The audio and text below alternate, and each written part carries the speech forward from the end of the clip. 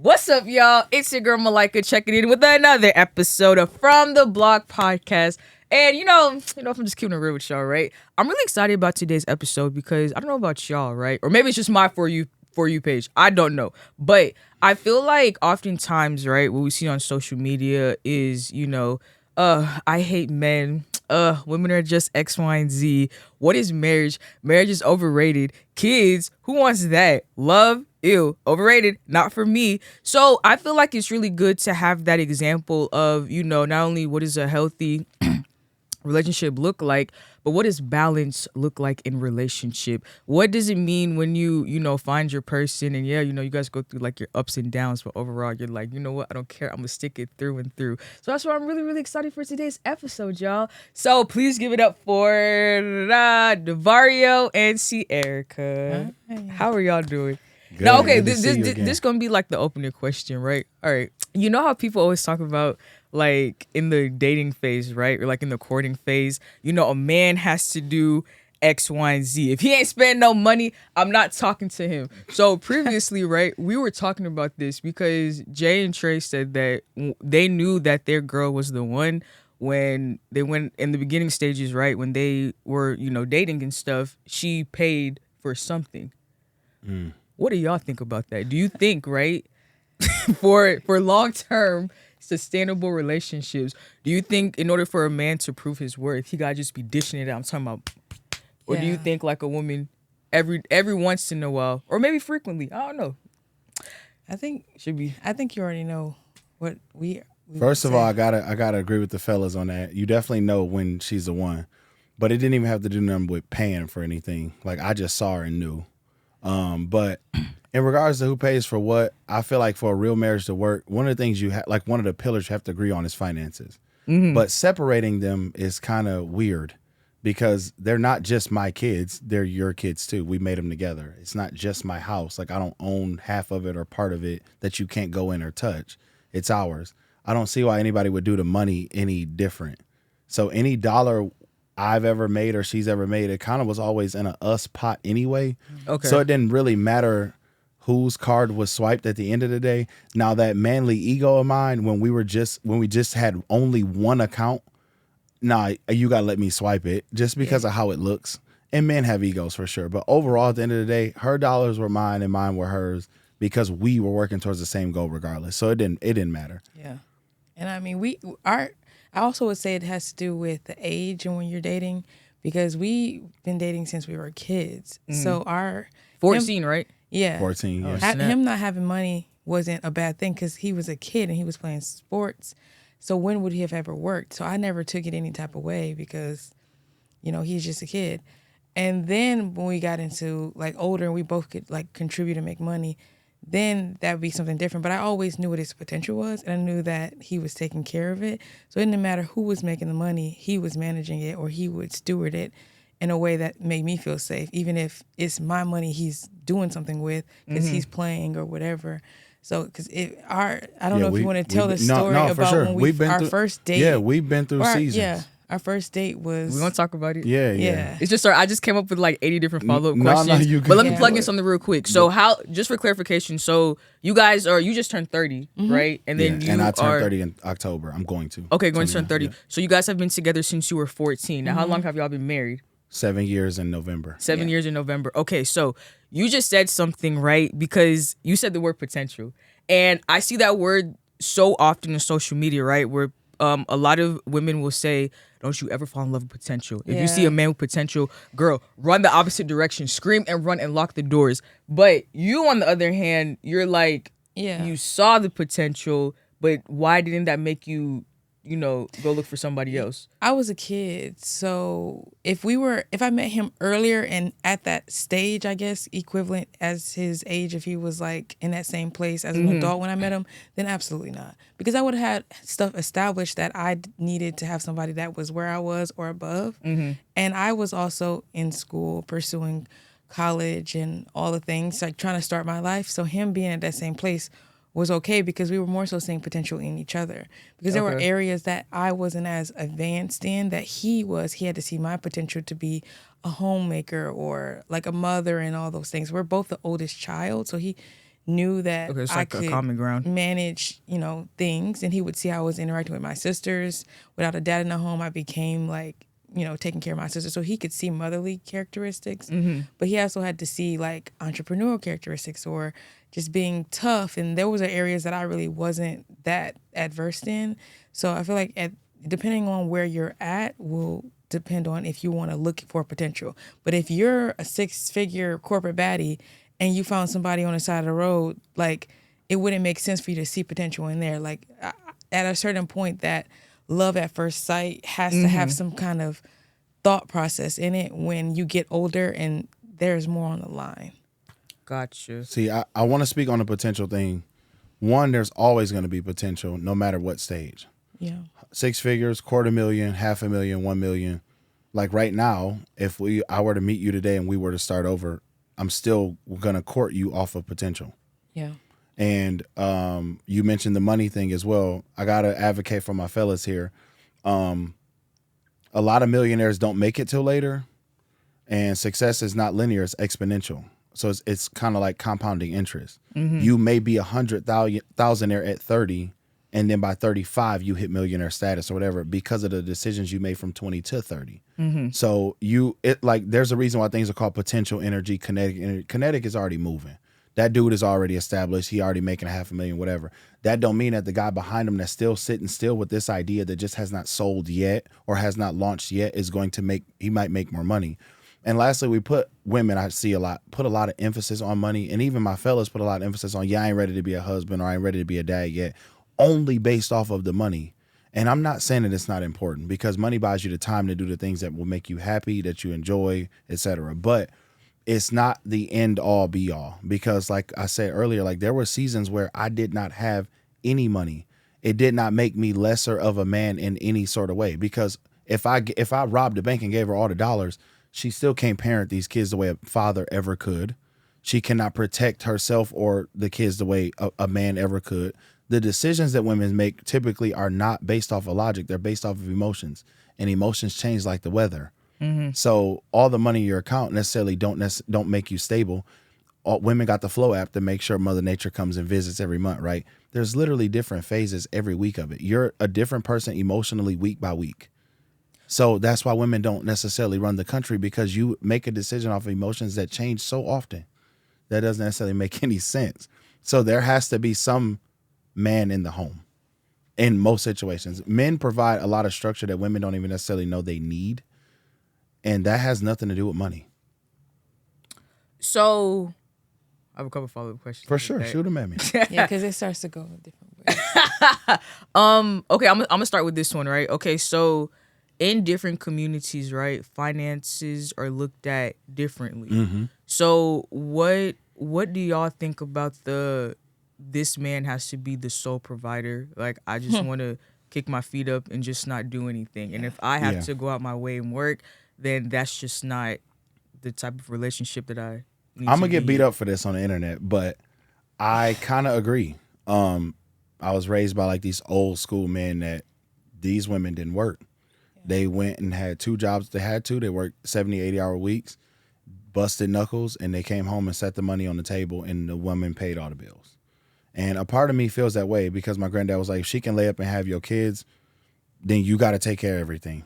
That just is what it is. And that put a lot of pressure on me, which I'm okay with early on. Like, nah, I got to grind. I got to make this. I got to make that. But if you're going to go the entrepreneur route, then you and I both know that you may be trending upward, but even on a trend, it's got mountains and valleys. And sometimes in that valley, the hardest part as a man to do is open up your mouth and say, yo, I need help in this area. So it's difficult to be the sole provider at times when you're also the thinker and the dreamer and the doer. It's just hard to coexist in those spaces. Yeah, that's really difficult. Yeah, for sure. So there were often times where I would just shut up and bottle these things up. And now she's wondering what's going on, So when I would tell her like, hey, I need help. And I've needed help in different areas, sometimes financially, sometimes just needing you to listen. And I got all these ideas. I just want to say them to you. And then you become the homemaker and organize them. You know what I mean? So me bringing home the groceries to make burgers is not made burgers. If I got buns, ketchup, mustard, the beef, whatever I'm making it with, and I bring it home and set it on the table, me as a man, I just provide it, but they're not burgers yet. It's just ingredients. the woman oftentimes can make your idea burgers. You know what I mean? So sharing that responsibility, whether it be financially, emotionally, whatever, with your partner can be beneficial. Two oftentimes is better than one. I mean, after all, Eve was made from our rib, but because Adam needed help. You know what I'm saying? It was known in the beginning that he needs a companion, he needs help. Yeah. And I would say too, I think it's the mental load. It's not like money is one thing, but the mental load of knowing that things are taken care of. So when the car starts up, I know there's gas in there. How it got in there, I don't really have to worry about the small things. Or, just like when I switched the light on in the house, I know the bill got paid. However it got paid, that's the burden that he carries as a provider. Then but if the light switched on and the wall is clean or something like that. So like I have my place and he has his, so he doesn't carry the burden of like homemaking or creating a safe, like a space that feels like home. But I know that anywhere I am, even if I'm not with him, that I'm taken care of. And I think that is more what providing feels like and should feel like than just, oh, well, the money, there's money in there. It's like the money is more of a physical, like literal expression of being a provider, but it's more of the mental load, because even then, if he were to just put money in my hands, there are women who single parent but get financially taken care of. And then people will say, well, what are you mad for? He pays for everything. He brings you money that goes into an account and then you manage it. You do all the things. The accounts have to, if something doesn't go through, doctor's appointments, all those things. And all he does is that part. That doesn't necessarily mean he's providing this soft life for you, because that you can't, at this life, we can't just give people money and just say you're providing. You have to do more of the thinking and carrying the load of what it looks like to keep the entire ship running versus like, oh, I did my part, you do the rest. That's how I feel. So you guys had talked about the different seasons that y'all have been through since being together. So when it was a point in time when Ce'erica had to, like hold things down financially, did you feel emasculated? Absolutely. Not just because of society, like I said, my upbringing too. So, but I had two choices though. It was like she graduated a year earlier than I did. I redshirted. So my 5th year of school, it was basically her first year as a real adult. I'm throwing a baseball around and I felt guilty for it because I had not made a career out of it yet. And you're carrying my child. I'm calling you, letting you know that, hey, weights was tough, but I'm headed to my biochemistry class. You're telling me you pulling over on the side of the road because you're throwing up, carrying my kid. That made me feel definitely like less of a man. But the fork that I came to was I can bottle it all up, which is ultimately probably going to drive a wedge in between us. Or I can let you know how I'm feeling, maybe remind you why we're here, because I am finishing my last year of school, which I know would open up more doors for me, whether it was going to be with baseball or, career-wise or whatever, relationships. But I just had a reminder why we're in this spot, reminder that it was temporary too. So now sticking up for my women here, that potential don't mean ish if you don't necessarily got a deadline.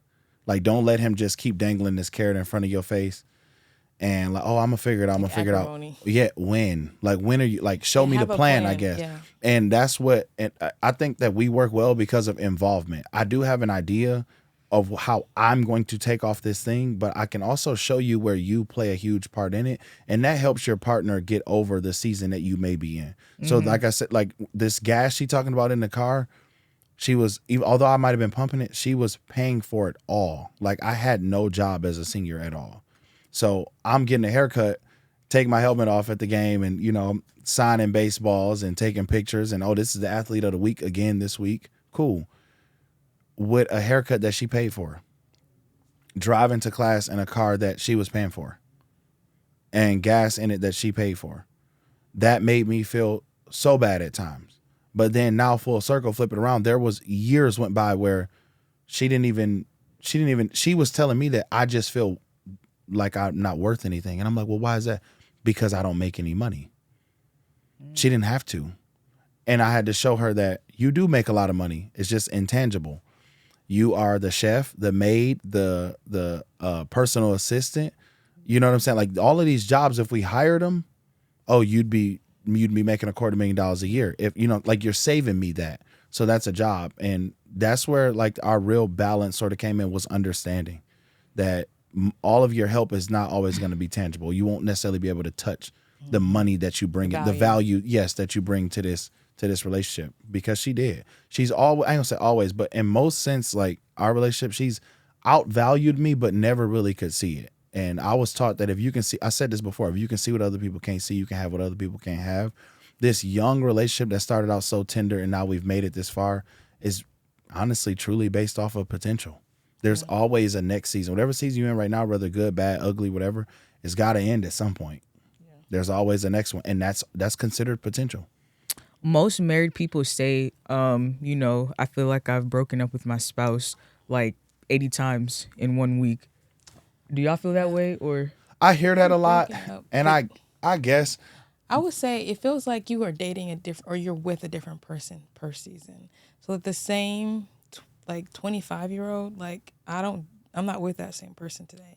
So you could consider that breaking up, but it's like learning different versions of them and also knowing seasons of a version of a person. So there was a version of him that was maybe like not as nice to be with because he's stressed out trying to make ends meet or something when we first started.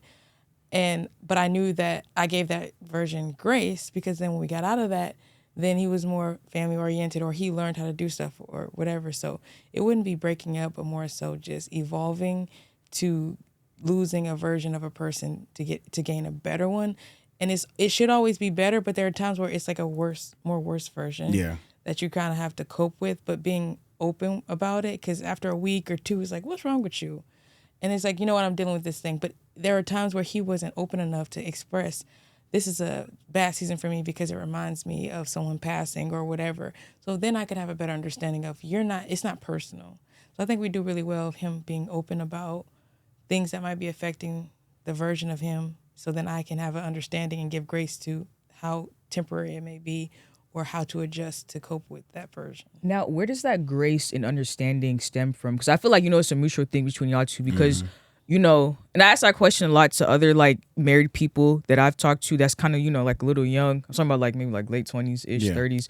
Because, on one hand, both of y'all could have said, okay, I'm 24, like I can be outside, like I don't care. Yeah. But, oftentimes like when I ask people that question, they're like, yeah, but the dating pool is just ugly. I already got my person, so I might as well just like make it work. So was that the mindset that y'all had, or was it just like, you know what, I genuinely know this person and I know that this is just a weird time, and I would more so side with that. Two things. One, I feel like perspective. I'll keep touching on that word. People, it's easy to confuse options with opportunity.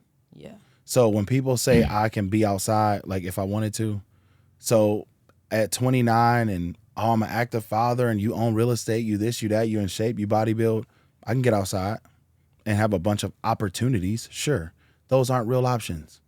Like, who seriously is going to manage my 50,000 business ideas and mother my kids? Because they're not hers. Even though women are naturally nurturers, those are not going to be that new woman's kids. So now I'm not learning no new colors and what's your favorite food and all that, because even hers change. Yeah. You know what I mean? So like going back to your breaking up question, like more of like how social media uses it. Yes, you will break up with your partner 2-3 times in the same day, because I know I told you to turn that stove off and you didn't. Yeah. This morning. Literally this morning. She knows that she the house down. Yeah, she knows that she told me to start the dishwasher and I didn't. And the grace that you speak on, the reason why you give it is because understanding that you're gonna be in the same spot possibly tomorrow. Yeah. So a lot of the times I would come home and want to crack the whip, so to speak, when she forgot to do something. But being able to step back and look in your own mirror and say, bro, you literally forgot to do X, Y, and Z yesterday. Or the possibility that I may forget tomorrow. Yeah. Like, we do have responsibilities in a sense where, like, they're not only, like, for example, I do laundry. Not because she can't, but more so because I'm picky about how my stuff is washed. Although that's my responsibility or whatever, there may be a day where I got tired and left something in the washer all night and I got to rewash it. It sets my day back for tomorrow, whatever. And she would have every right to be upset about it. But the moment she were to get upset or something and like blow it out of proportion, I could quickly bring her back down to earth and say, you right, I forgot. just like you Yeah. forgot yesterday to turn the stove off or to run the dishwasher, and it also put a little stick in this machine. And understanding that kind of helps you give grace. Like, you know what? I was just in that spot yesterday, or I could be possibly in that spot tomorrow. I'm going to give you grace. And I'll cap it off with this. Is it a $2 argument or a $2 million argument? If it ain't going to matter in 24 hours or 48 hours, who even cares? Yeah. If it don't matter like tomorrow, why would we spend today even arguing about it? Most of the time, it ain't that big of a deal. So I figure if it ain't about religion, money, boundaries, in-laws, the kids, something serious like that, you might as well let it go. Yeah. Because do you want to be right with the argument or do you want to be married? Right. Being right doesn't give you anything. So what's the point? And that's something we learned. We got to this point. It's easier said because that's easy. But we had to get over and get to this point because he is, like, men have egos, and he is a type of person that wants to explain his point and be right and, like, hear you say you were right, you know. Absolutely. And he was very stubborn. So growing up together, it was like a challenge of arguing, or not arguing, but having difference in opinions or confrontation. I would avoid because I felt like I had to prove myself to him, or I just said, you're right, and not give any, just like roll it off just to avoid conflict. He's like, no, tell me what, like he would like want to drill it in. And so we've kind of had a healthy balance of him just letting it go because it's no big deal, and me having more to say, like thinking more about decisions I make so that when there is a question about it, I can give more context and not just decide to be quiet. And because confrontation is healthy, and being able to speak up for yourself or just give some context, because I shouldn't say, well, I don't know why I didn't turn the stove off. Like, tell me why so you can really self-reflect on, was that a good decision or whatever. So sometimes I feel like I'm being parented and I'm like, today's not the day, like don't, like, but that's a $2 argument or whatever. And then there's some days I get away with it, and then he'll tell me, well, I didn't want to say nothing, but next time do so and so. So there's just like sharpening that happens, and I find ways if he does something, I decide, is this the right time to even address this or what? But maybe it's something that needs to be said so it doesn't continue to fester. And I think the grace ultimately comes down to, like, God gives us grace. So immediately I feel like he's always checking me before I'm about to say something. He's like, but what'd you do yesterday? You're right. You know? So having, like, being closeness with the Holy Spirit is reminding me of even grace across all people, but specifically with him, because you're literally so close to this person. You have to, like, do life with him, with your partner. Like, you're around each other, like, 24/7. So you got to find a way. And I feel like the Holy Spirit keeps me at bay on certain things and say, like, watch your tone, or, like, are you going to really blow up about that or whatever? So that's been helpful. Yeah, how you get over something, like how you make up, is probably way more important than what you were even fighting about as a whole. How long it takes you to come back to this emotionally stable level, because the upset is an emotion. Yeah. So how long it takes you to go from yelling or wanting to squeeze her head or whatever that looks like, and then coming back down to, like, even the quicker, the better. Yeah. Because, like, if you let things fester, then I'm going to bring up, like, Now, you'll bring up more something things, old, and you ain't even arguing about the issue itself anymore at that point. Like, now, Oh, speaking of that, so you guys would agree that once y'all get over something, just put it in the grave, just let it go. Don't if you're bring it up. You might bring it up as an example, like we both do that, Yeah. like as a teaching moment, I guess. But I'm not bringing it back up to wipe the knife off and stab you with the same problem or same issue from before. So, example, today she left the stove on. I would say that you probably left it on because you're doing too many things at once. And once she says, no, I disagree, or yeah, you're probably right, and we close that book, that's over. Now, in 6 weeks, if she leaves it on again, I might bring up that situation before and say, hey, remember when you were doing too much in the morning? That's kind of the same thing. It would more so be something soft like that, not because, like, you're doing this. You bringing up it's like throwing a flag in a football game from 6 weeks ago to start the Super Bowl. You can't do that. So, yeah, I would say once it's buried, unless you're using it for constructive criticism or for growth, let it go. Okay, so collectively, right, y'all have been together for over 10 years. But within over 10 years. Within that time span, right, has this ever been like an on and off thing? Or were both of y'all just like, listen, I mean, we might have our disagreements, but I'm just not letting this one go? Well, yeah, we both had some things that we were stubborn on. Like, I'm not letting it go. Like, I would say, like, more so in our I'm talking about like completely like breaking up.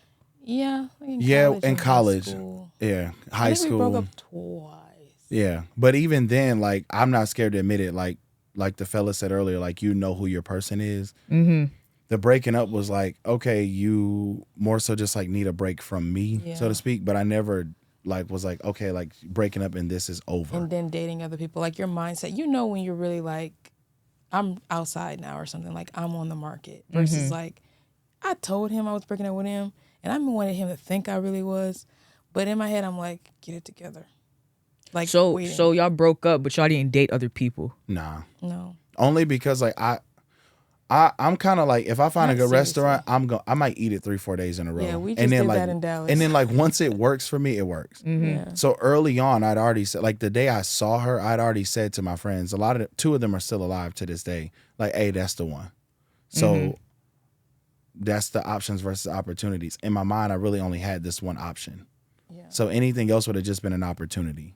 So I already like, remember I told you I'm a thinker, doer, dreamer, all of that. When I made the dream of what my family was going to look like and who the mom was going to be, I already had the face on it. So I wasn't changing it. Yeah. So she couldn't leave me if she wanted to. We were acting like it, you know, because I know for sure I wouldn't tell him, but I wanted him to think I was doing something because I was mad at him for whatever.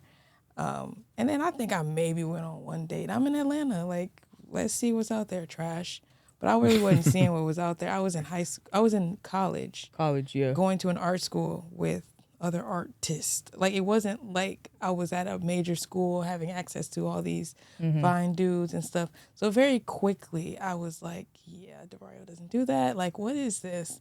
Yeah, And you get used to your person, yeah, which it makes was it harder to bothering me. date. And my standards were set differently. And all the whole time, I'm still calling him nightly or daily, checking in with him, just whatever, because that was still my friend. That was still, like, we're still just two kids from Saginaw in a big city, you know, separate Yeah, from trying to home. So figure it out. was like, did you eat yet? Like, oh, I saw your mom was going to church with so-and-so, went to a funeral. Is so-and-so okay? Like, there still was that check-in because that was like my lifeline even then. So it was hard to really like separate that still. So And I asked that question because I always hear conflicting things from other people, because some are kind of like what you just said, like, yeah, like we broke up and like I was talking to people, but then I was just like, you know what, let me just stop this because this is just like trash.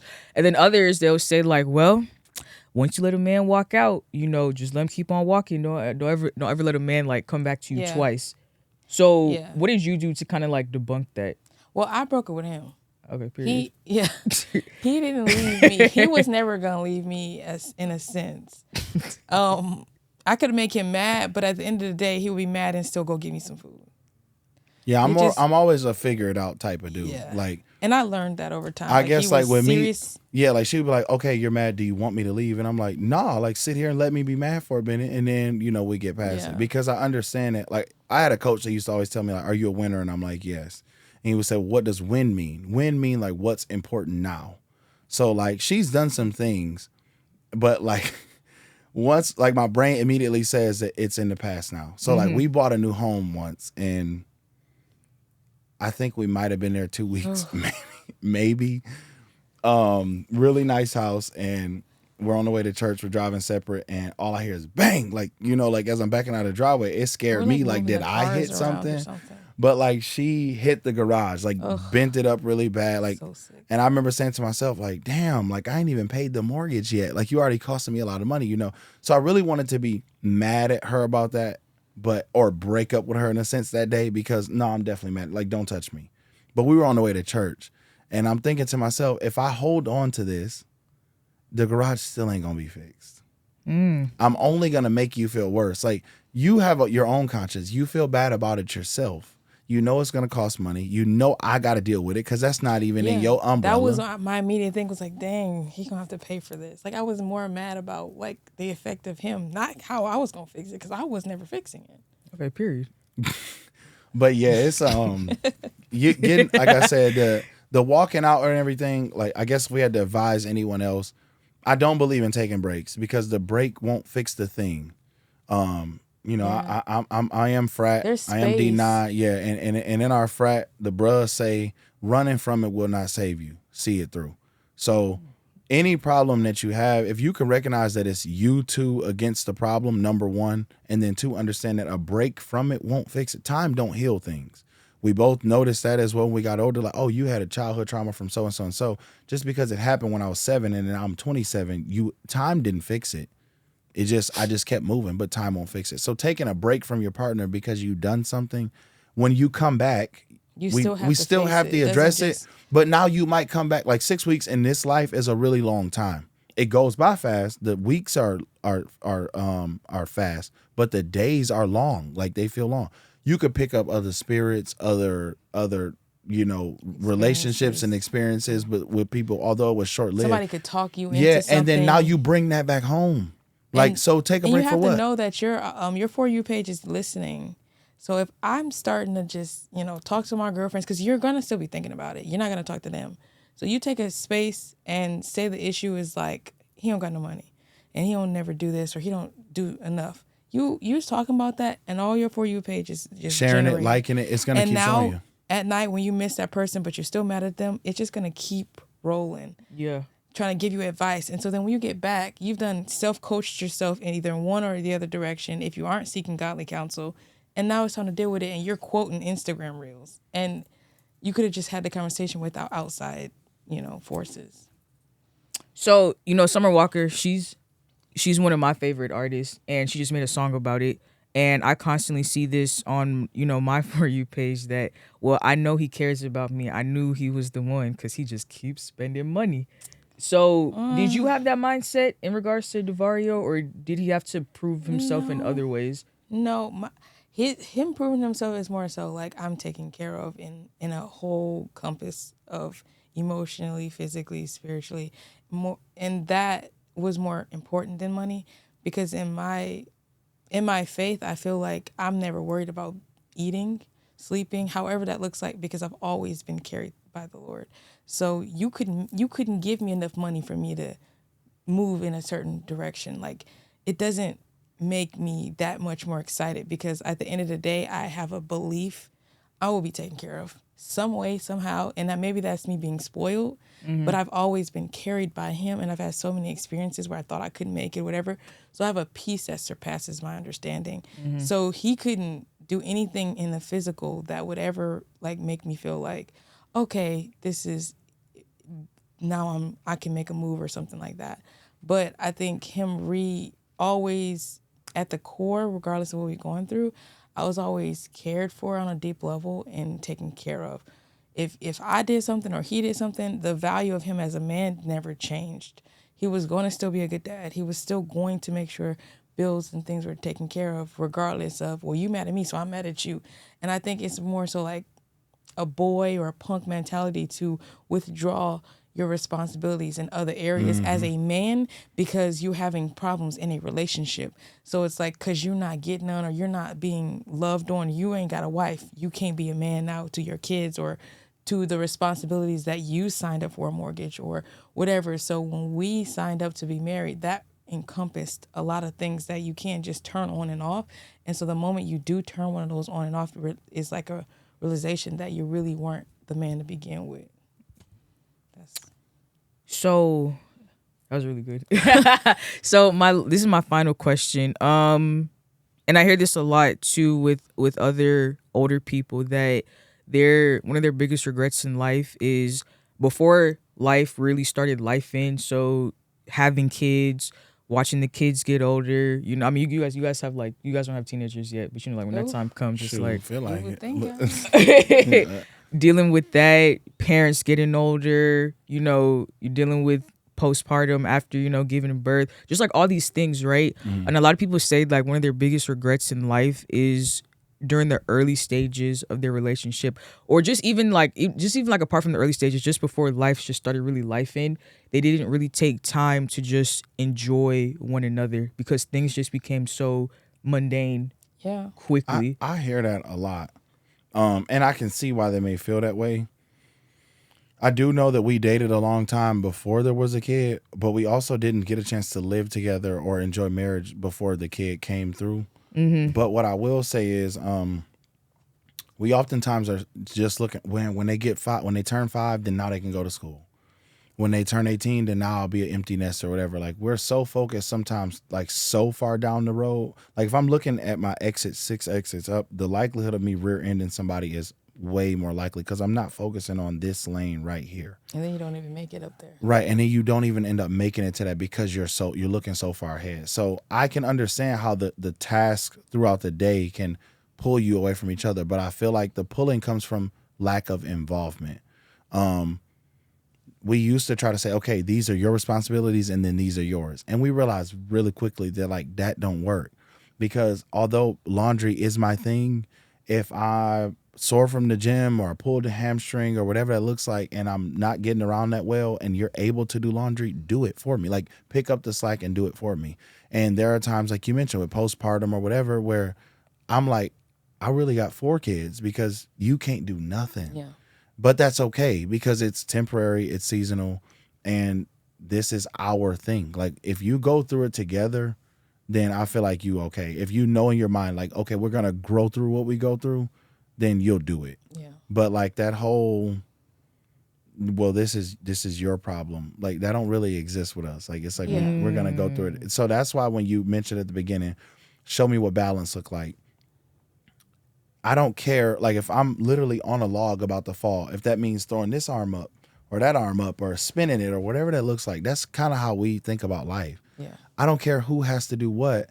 As long as it gets done. Yeah, I don't care about a 50-50 with anything. Like it could be 99% one person and then one.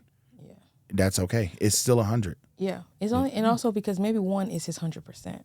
Yes, and that season, So- your 1% might be all you got. Yeah. Oh, wow. So as long as you're giving all you got first to this unit, like your mama say, well, you know, you gonna come home and clean your house or cook in your house you got to before do you this go before you anywhere go else. anywhere. Yeah. So as long as I'm giving 100% and 100% looks like 50% contribution, not, oh, well, I could have gave 60%, but I gave 10 to so-and-so. So I'm really only giving 90. As long as the house is taken care of, your home, your marriage, your family unit, and everybody is taken care of here, whatever you may have left, if there's left, can go to having conversations about things that are outside and giving your energy to stuff, I think is a good point. I like that. Your spouse to get the add best in. of you, Yeah. not the rest of you. Yes. Yeah. Yeah.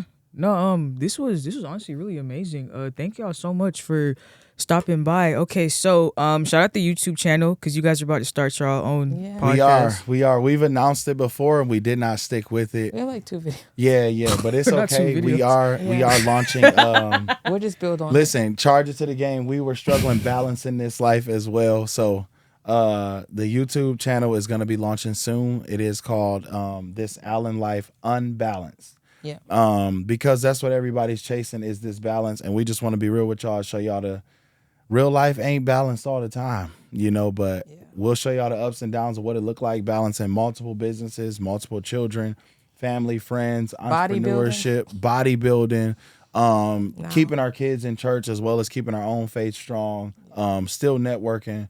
And we got a lot of goals, a lot of surprises, a lot of things that we're planning to release here soon. So Period. So y'all can follow Ce'erica on all social media platforms at Ce'ericaAllen.com. I'm not .com. I do have a website. I'm a graphic designer. I do all that. So I have all my work on there. Let me shout out, I'm a SCAD grad, okay?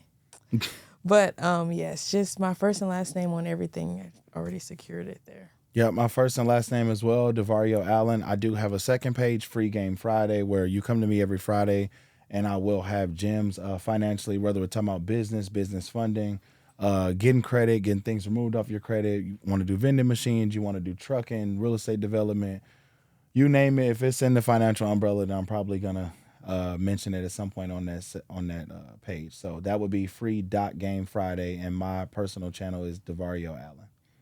period. And y'all can follow us on all social media platforms at From the Block Podcast. Okay, bye.